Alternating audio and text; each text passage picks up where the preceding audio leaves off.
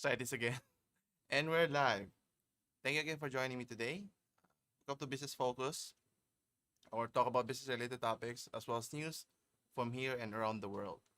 If you're new to this channel, don't forget to subscribe and let's get started.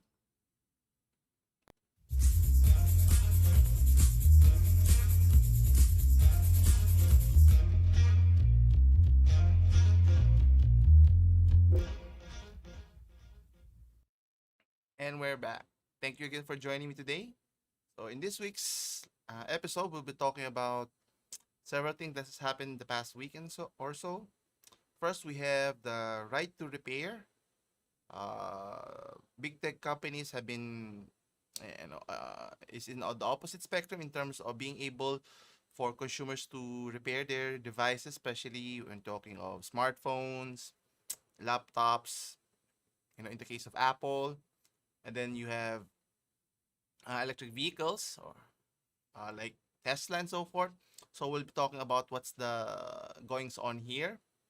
And along the same lines, we'll be talking about Google's monopoly with its App Store, in this case, the Play Store. Similar to how Apple dominates its or monopolizes its App Store. Is it fair for dev ads or even for consumers at the end of the day? So the government is stepping in, or the United States government is stepping in. So we'll talk about that in a bit.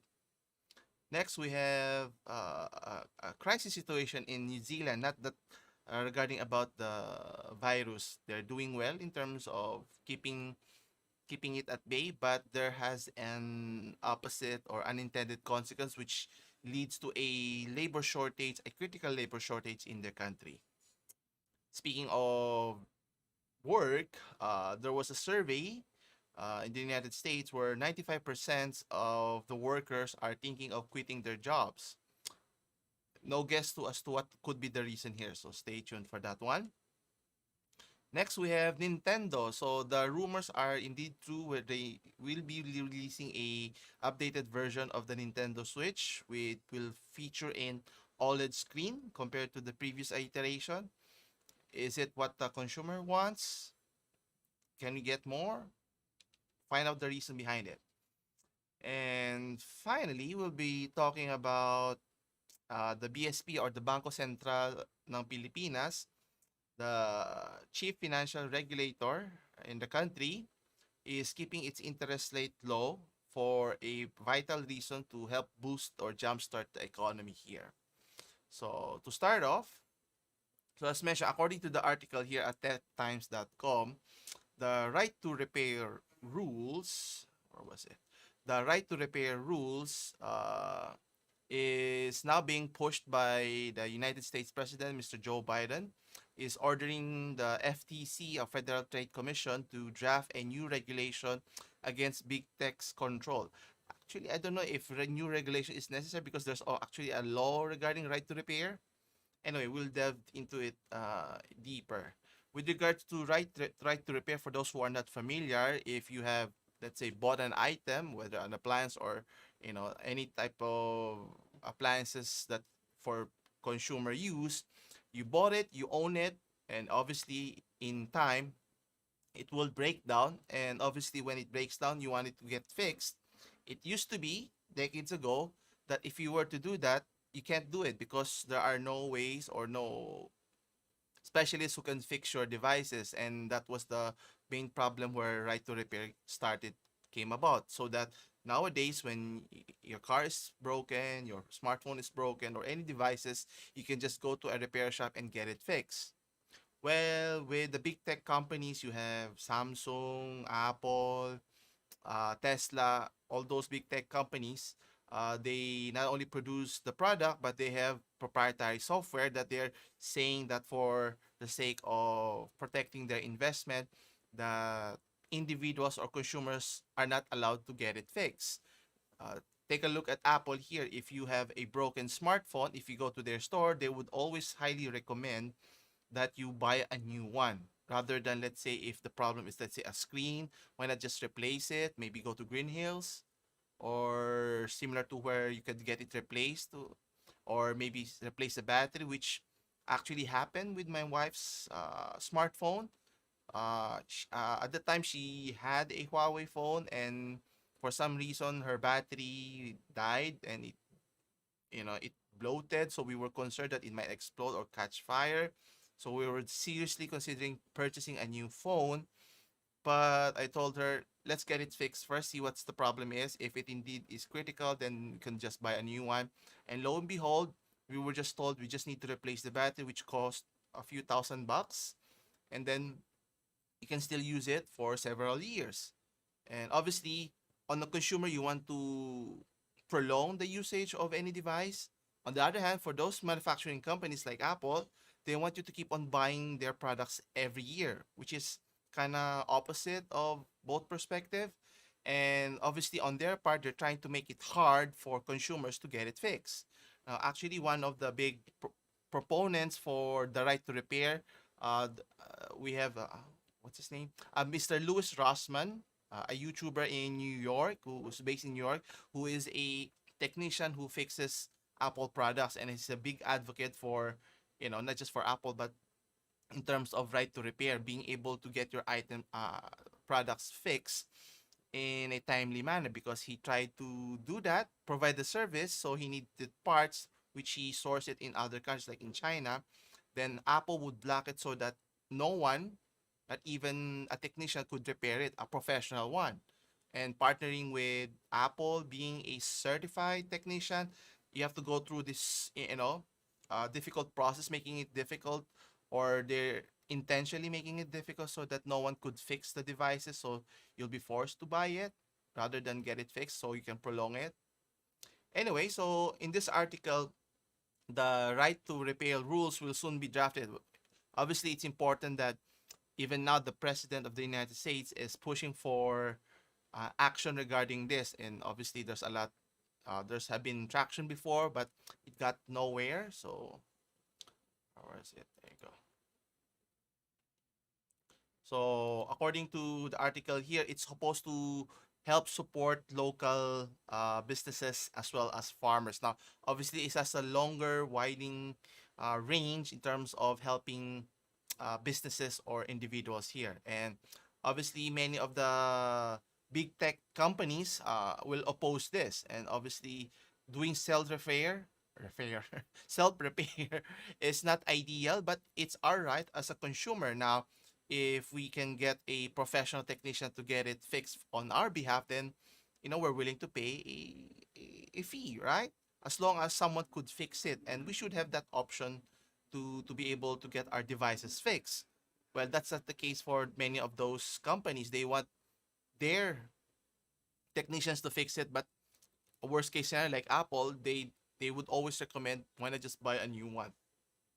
Anyway, so with regards to the issue here, it used to be you can get any of your devices fixed, like smartwatches, smartphones, consoles, or any mechanical equipments like tractors and cars. But that's not always the case if given the choice from those manufacturers.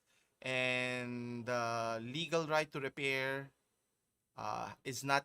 I won't say it's not. It does exist. Many does not know that. And obviously, manufacturers' concern here is they don't want to share several resources like parts, methodologies, so that public could tweak it. Imagine if you have your refrigerator and it breaks down, you have to bring it to whichever maker, whether it's GE or Panasonic or whatever brand it is, or rather just get a technician to go to your house and get it fixed. Much easier, right? And I think companies are making excuses left and right just to be able to hold on to their technology and want to make improvement. Obviously, competitors will always come in trying to compete with your market, and you know if you become too complacent, competition is always good for the consumer. Not more so if you're a company trying to monopolize the market here. And what's interesting here is that interestingly, the government is doing its part now to showcase that they're in support.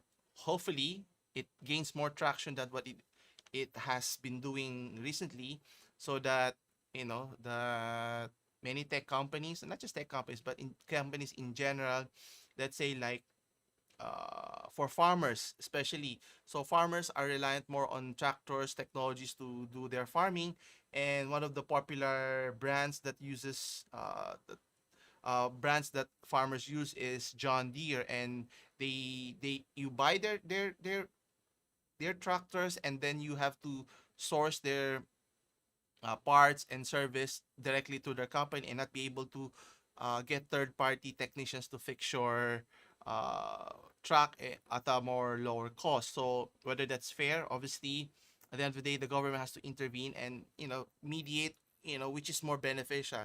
Companies generate billions of dollars while the consumer spends more.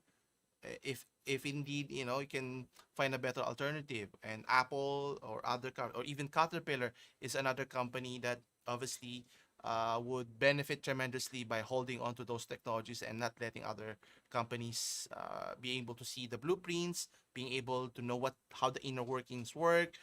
Obviously, it's a hotly debated issue.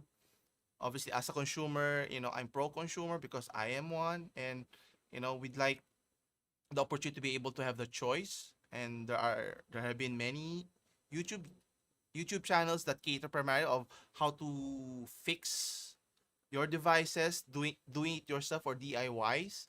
And how can we learn that? So we need to be able to investigate. And used to be it was easier and make it easier for your consumer. Now obviously now it's takes a lot more effort, but we'll see. Anyway, speaking along the same lines of you know companies taking advantage of their power in the marketplace, here we have the United States or several states alleging Google, the tech giant, of being unlawfully preserving their monopoly through their Play Store. Now obviously in terms of applications, you have only two primarily uses, either Apple's iOS Play Store, and then you have Google's apps Play Store here also. Now, according to Reuters.com, they mentioned that 37 United States and District Attorneys General sued the Alphabet Inc., which owns Google, the company. So, alleging, to the extreme of buying off competitors, so to eliminate competition, and using restrictive contracts to unlawfully maintain a monopoly for its App Store on Android phones. Now, uh, Google hasn't been at what do you call this?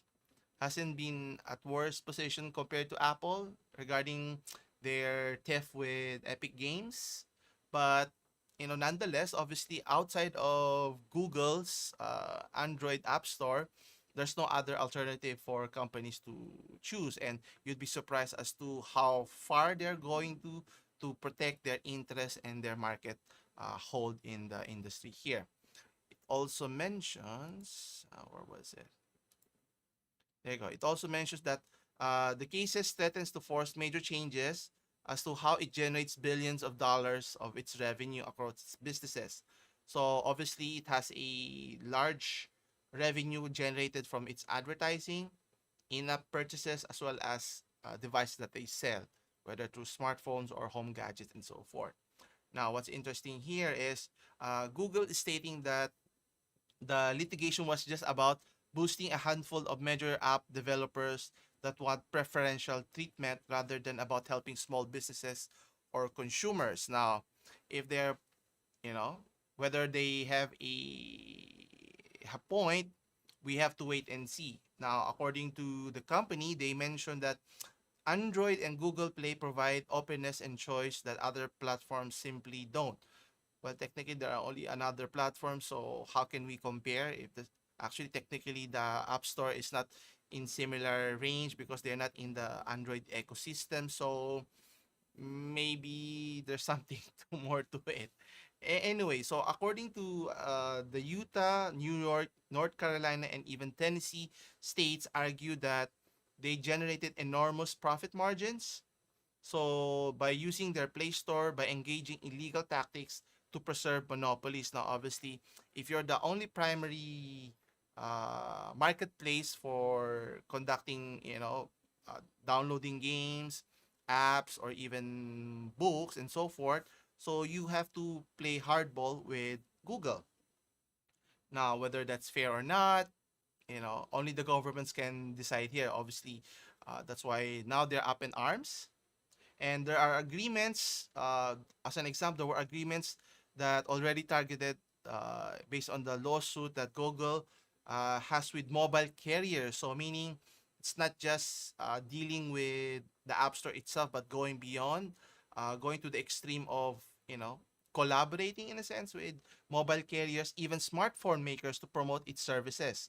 So when you talk of mobile carriers, is the T-Mobile, Verizon in the United States, and in terms of smartphone makers, you have Samsung. Is one of their main competitors if you think about it.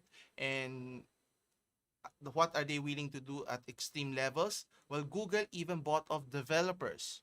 So buying off or maybe pressuring them so that they would not support competing app stores in other platforms.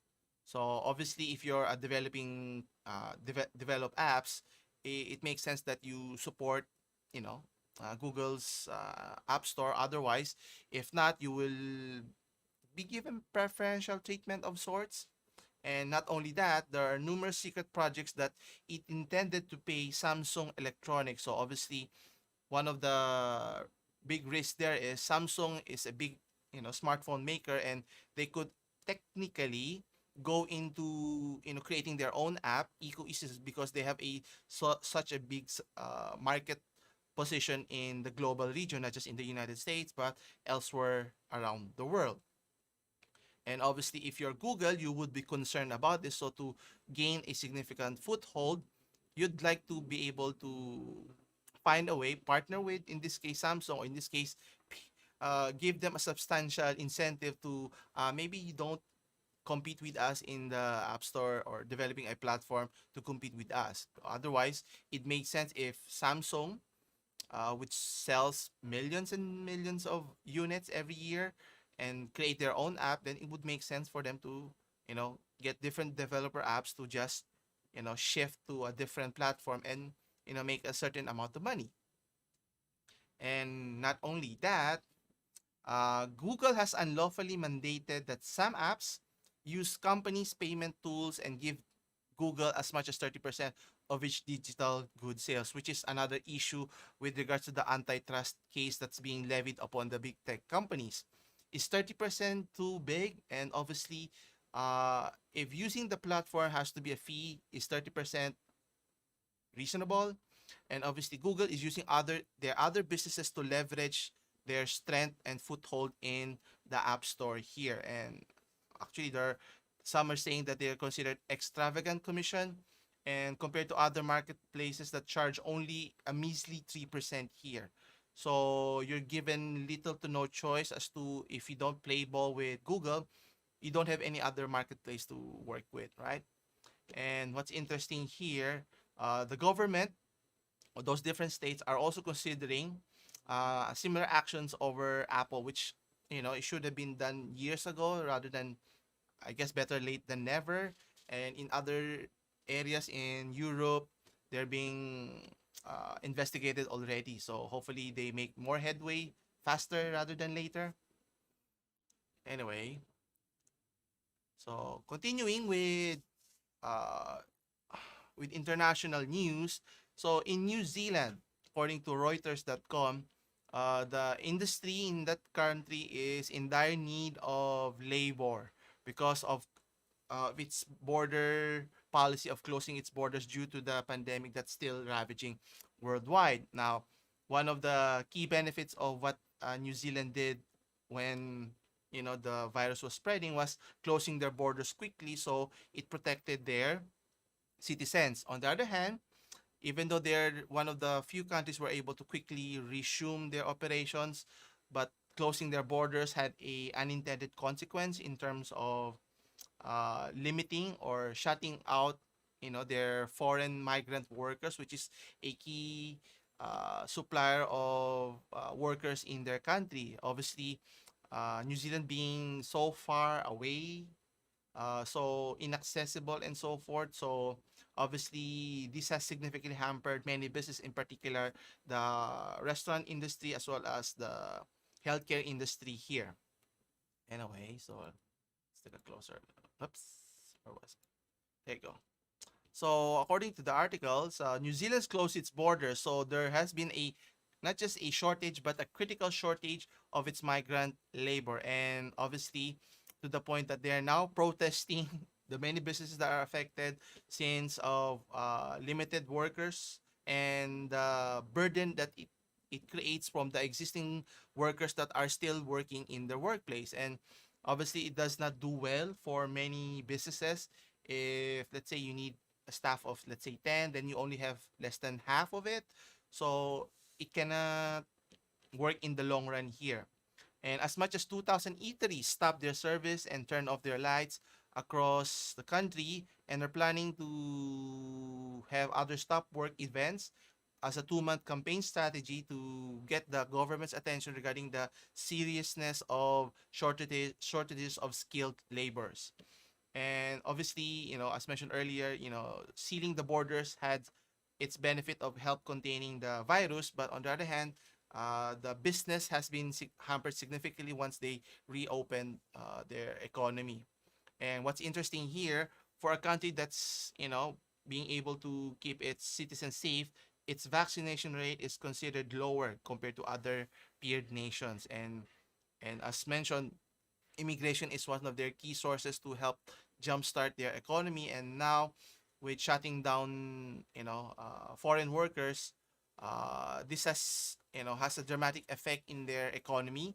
And according to the Restaurant Association on New Zealand, 25% of their workforce are international worker visa holders. So losing that much workforce, it does make a difference in the business in catastrophic ways. So meaning, it's no big joke. So question is, what can the government do? Should they reopen the borders for migrant workers with the risk of, spreading the virus? Or maybe they should put in place policies.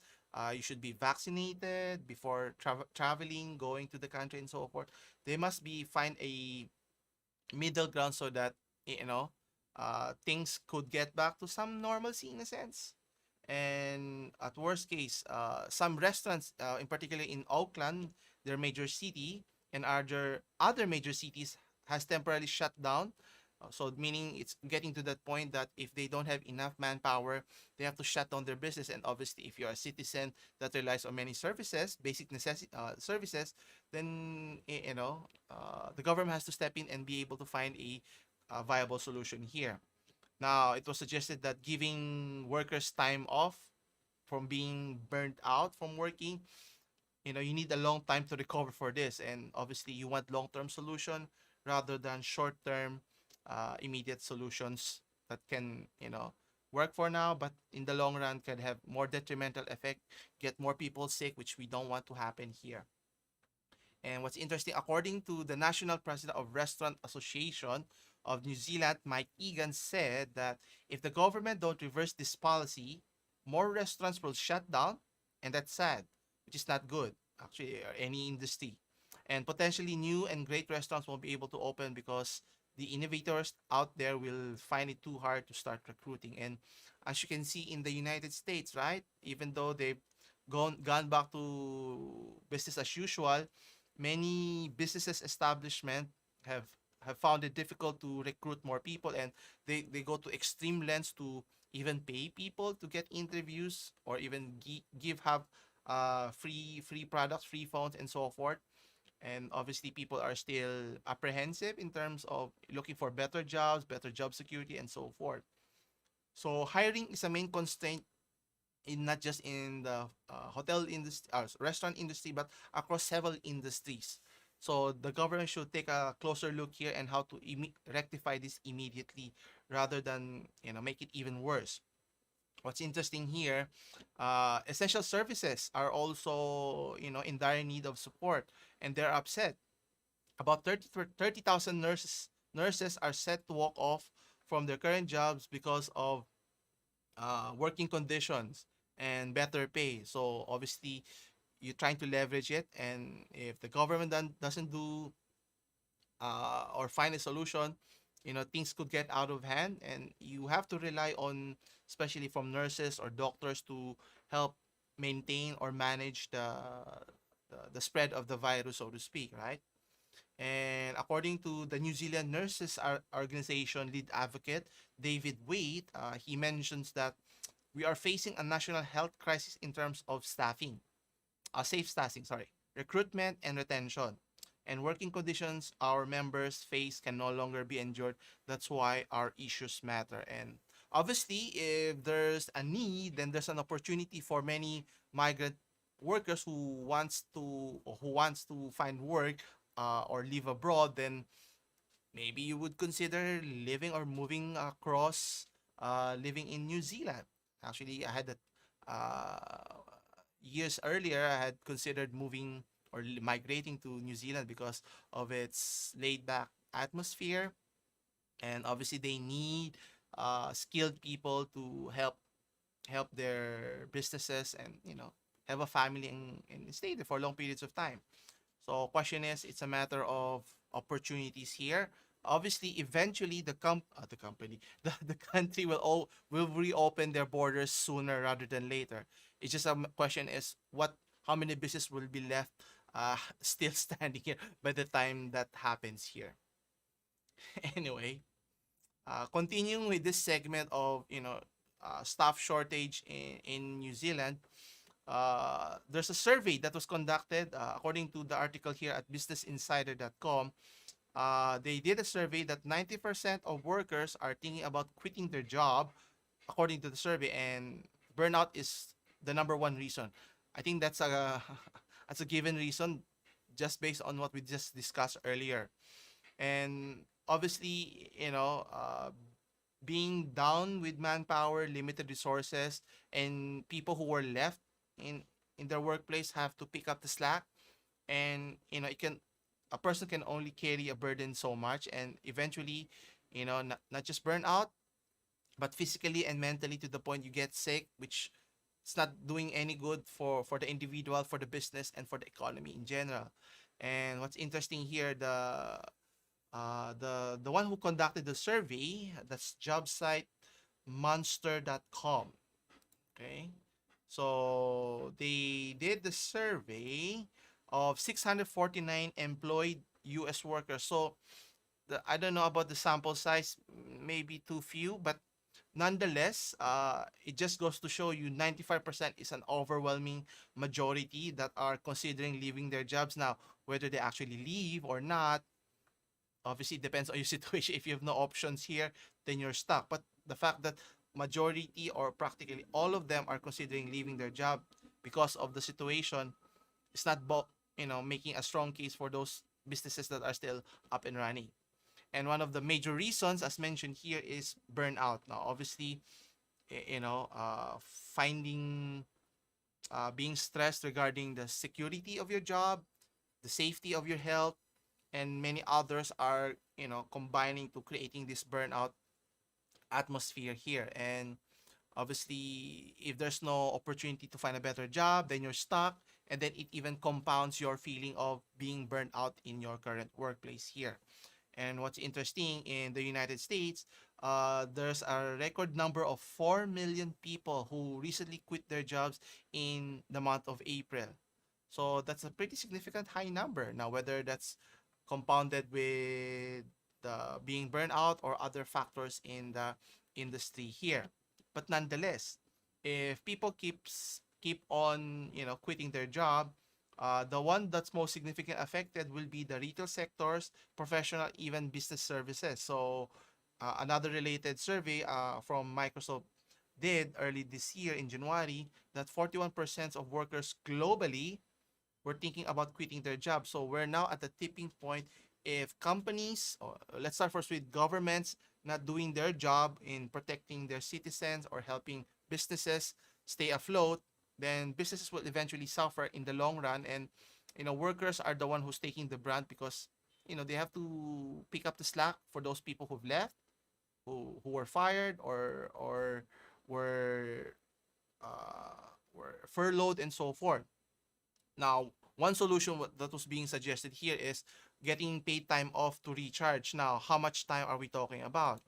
Obviously, taking a few days off or even a week will not be enough, especially once you come back, you're given the same stress level that you've dealt with when you were working in the first place. So we need a long-term solution so that everyone can benefit, not just the individuals, the families that they have to support, but also the business and then eventually the economy here.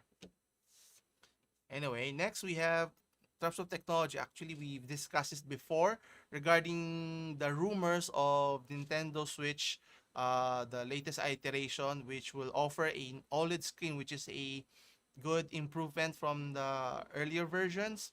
But is it enough for many gamers here now? Obviously, a lot of gamers are looking for not just a, I won't say cosmetic upgrade, but still a pretty substantial upgrade in terms of being able to dock it in your console and play at 4K, and then better battery life, better graphics capability. So it used to be 720p, and a lot of are expecting, can you make it 4K in your portable mode? So it's a lot of ask, and the question is, should Nintendo listen to their customers and so forth? Now, when they recently announced the OLED model which is going to be released, well, a lot of people were upset regarding what's not mentioned in their latest announcement. So it's missing chipset, meaning improving the process power in terms of GPU and CPU here. And lack of improvements internally is what's driving a lot of people crazy in a sense, and looking for 4K graphics capability when paired with the TV is not an option here. And do they really even need to do it? So what we can have is a 7 OLED screen, which is much better, a better, I always like better, brighter screens in terms of watching it, and you will still be stuck with the 720p resolution, which is, I don't know if we should be excited about it. Anyway, so obviously there are a lot of factors that they should consider in terms of availability of the semiconductor with the shortage that's happening currently still. Anyway, so that could be a reason that they didn't push for significant upgrades from their previous iteration. Now, Nintendo were faced with two options of providing more delay by delaying the release of the Nintendo Switch Pro so that it could have more time to have the parts and reduced cost, or they could continue with the release but scale the plans in terms of getting so many features, but focus more on, in this case, the screen itself. And in the case of Nintendo, do they even need to switch, do they need to improve the specs internally here? And what was it? Yeah, so according to them, there's no evidence that they need to push for that agenda, since based on their sales, they have nearly sold 29 million sales worldwide last year alone. Now, whether that's related due to the pandemic and so forth, or there was a growing demand for their consoles.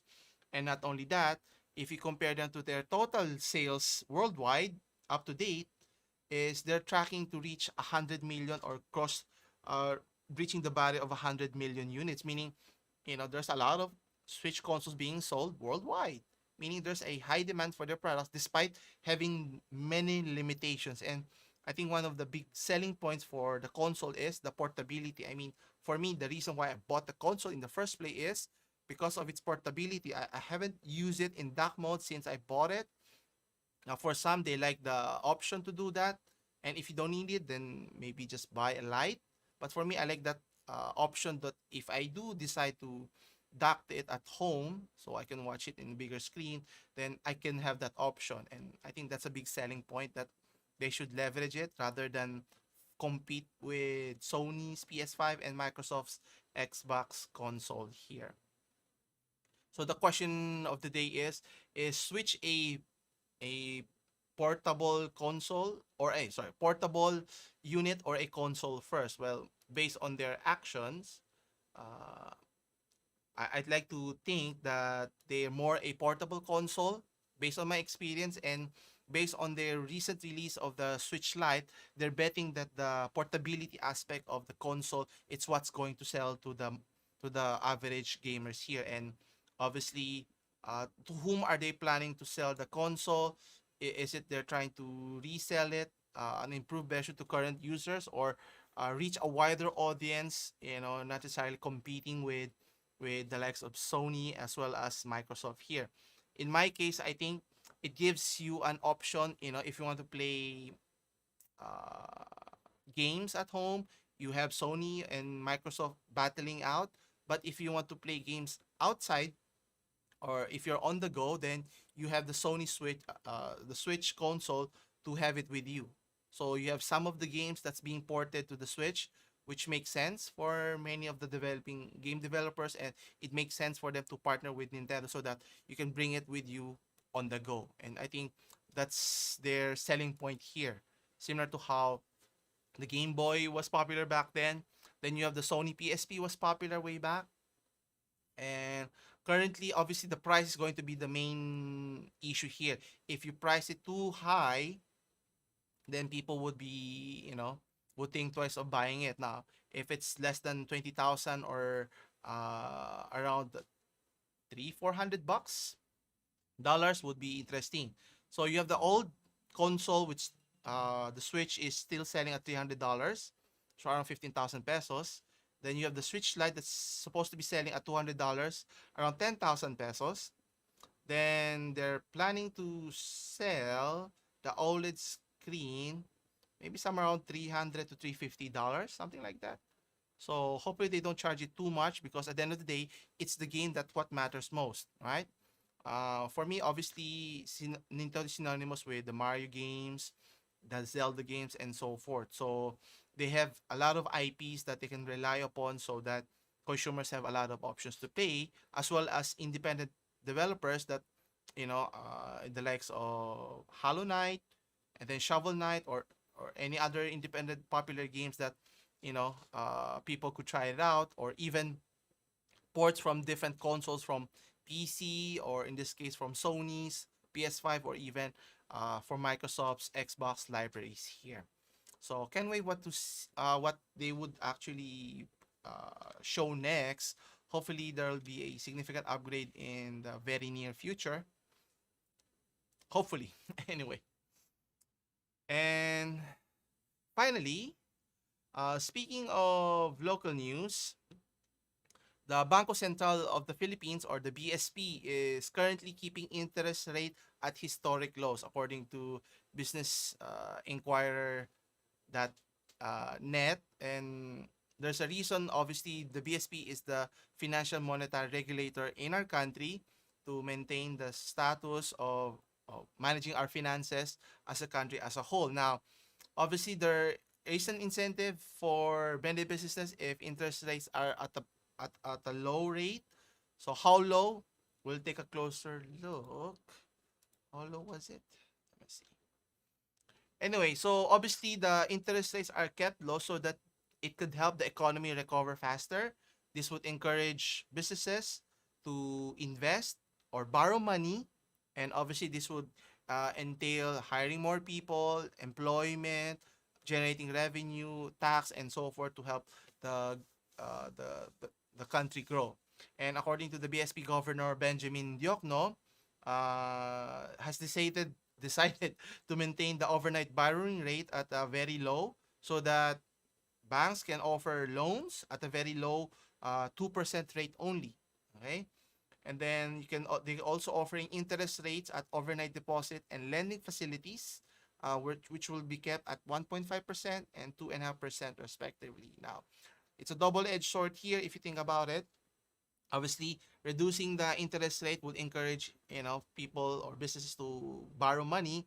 But the question is, when the time comes, how long before they increase the interest rates will be the biggest issue here.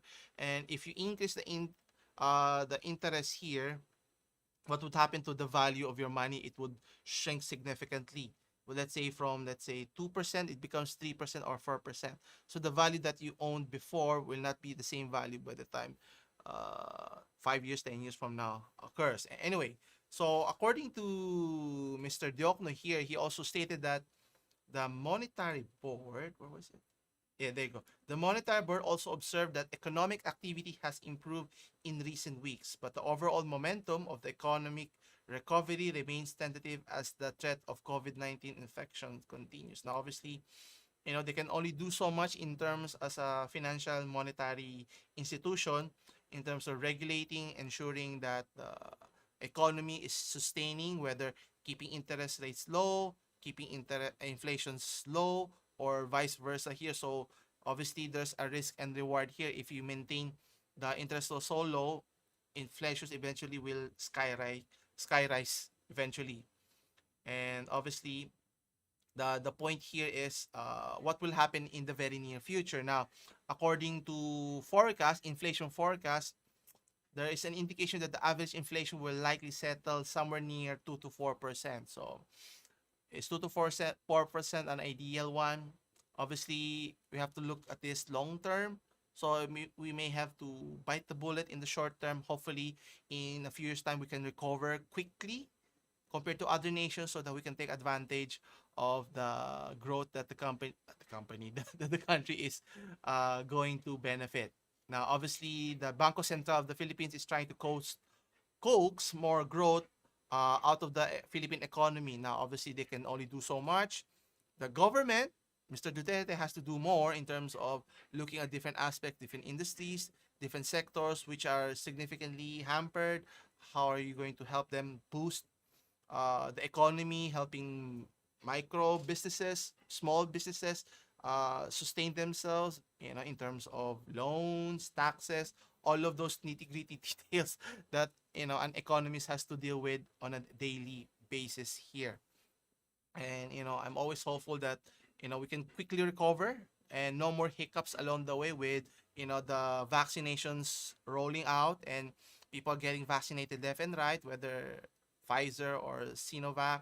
Hopefully, everybody you know, can can get the first and even second dose so that everybody stays safe and we can move on with our lives. Hopefully. Anyway, so that concludes our discussion for today. So thank you again for watching. For more business news, choose business focus. Anyway, if you have questions regarding the topic discussed today, I'll leave the link in the description below. As always, I'll see you again next week, same time, same channel. Take care and stay safe.